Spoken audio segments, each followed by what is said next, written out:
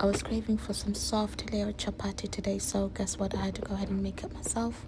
You're going to need simple ingredients, which is flour, mafuta, which is a little bit of oil, salt, and sugar. I have to have sugar in my chapati, and of course, warm water.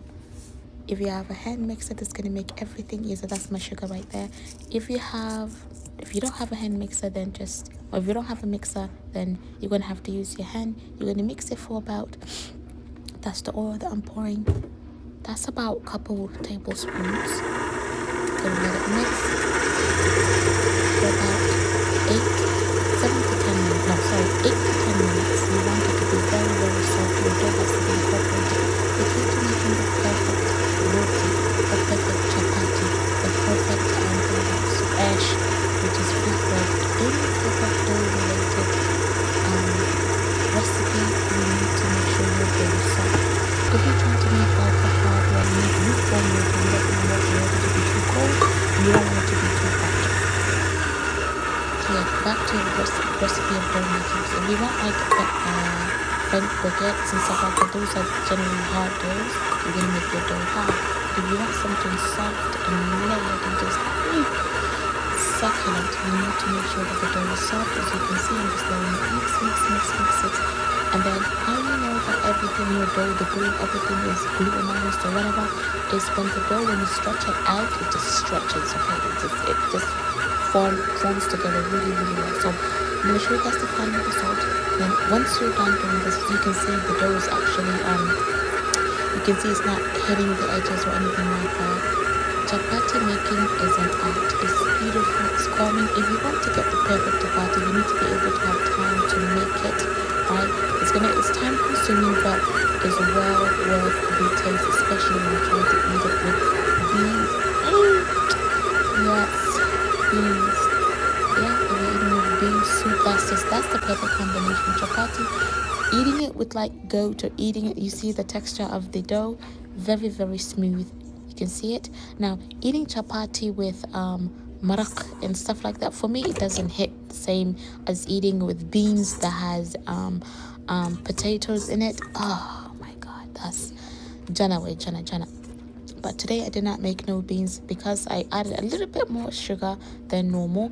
I'm just going to eat the chapati by itself with some tea, and that it's it.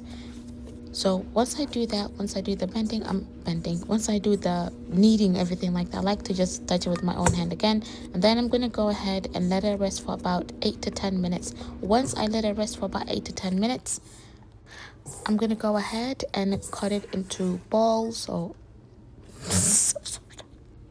make it into round shapes. I don't know, that was a little bit, my intrusive thoughts got the best of me, but make it into round shape. This makes about, I made my chapatis a little bit bigger, but this makes about 8 to 9 chapatis. So if you want to make it to that amount, you want to go ahead and cut it smaller. Now, if you have a big family, obviously, this was 3 cups flour, you're going to make it like 6 cups flour, which is going to double the amount, So once you do that, you're going to make it into shapes like this, round it up. Then you're going to let this rest before you actually flatten it out. So I'm going to let this rest for about 7 to 10 minutes. Just letting, because I touched the dough, I'm going to let it rest even more. The more that the dough rests, the better it is. You don't want it to rest too long either, because it's going to be too what is it called, too soft or something.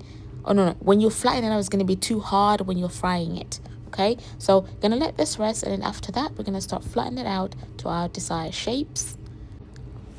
Now we're gonna go ahead and start flattening it out. Now the shape of this, when you flatten the first time around, it doesn't really matter, because you're gonna go ahead and roll it up, so that won't really make a difference if it's like oblong, if it's oval, if it's triangle, whatever shape it is at the beginning, it's perfectly fine, because you're going to roll it up to give it that layer that you need. Okay, so I'm going to put a little bit of flour. Some people don't put flour, but I like to put some flour and then add some oil on top of it, so it doesn't really get thick, because you need to create that layer. Or you can always put butter. Butter will be the best one that you can actually do, because then when you're frying it, it's going to air up even more. It's going to be more fluffier. But I had oil next to me, so I'm going to use the oil, and that should be it. Going to roll up all of them like so.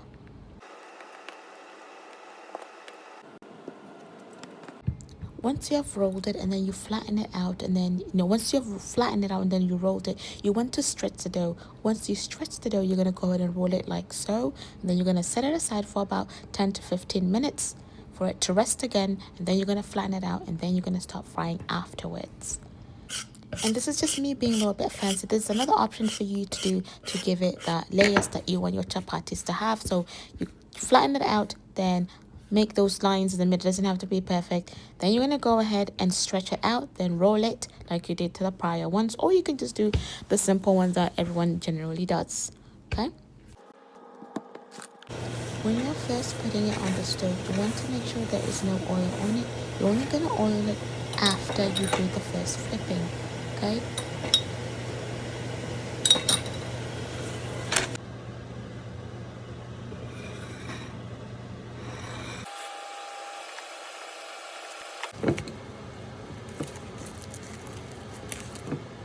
The chapati is soft. If only I had the cravings to eat it with bean soup, it would have been just delightful. But I didn't have that craving today. I just wanted the chapati by itself. So hot. Look at that layers. Look at it. Okay. And that's it. Simple ingredients. You need flour, salt, sugar. Oil is optional. And that is it. Thank you for watching. Please be sure to subscribe, like, and share. Bye.